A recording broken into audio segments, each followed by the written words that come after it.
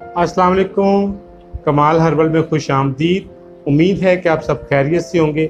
अगर आप चैनल पर नए हैं तो चैनल को सब्सक्राइब करें, बेल आइकॉन का बटन दबाएं ताकि तमाम इंफॉर्मेटिव हर्बल वीडियोस आपको बर वक्त मिल सके।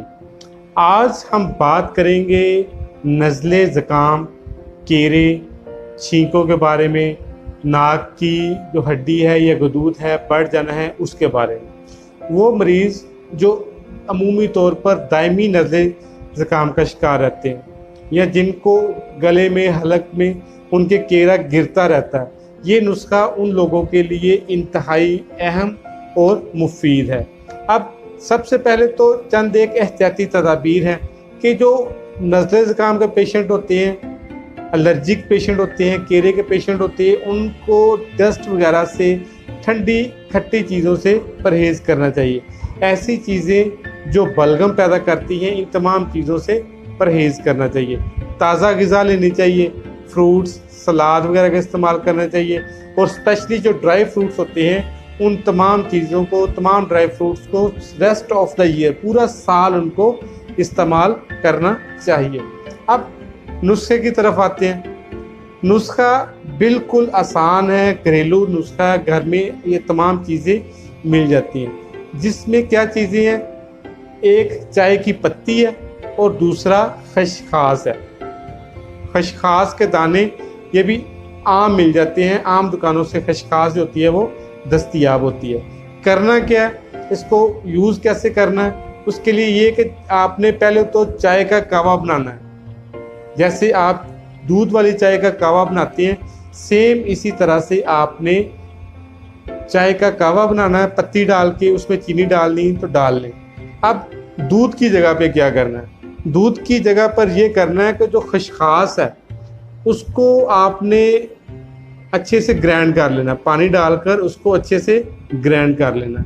तकरीबन जो है वो 50 ग्राम जो खसखास है, 40 ग्राम या 50 ग्राम एक कप चाय के लिए इस्तेमाल होनी है, वो आप अच्छे से ग्राइंड करें उसको। उसका जो आपको पेस्ट निकलेगा या वो शरबत, जूस जो भी बनेगा, आपने उसको किसी मलमल के कपड़े से अच्छे से पुन छान लेना है और वो जो लिक्विड जो पानी आएगा वो बिल्कुल दूध की तरह होगा, सफ़ेद होगा।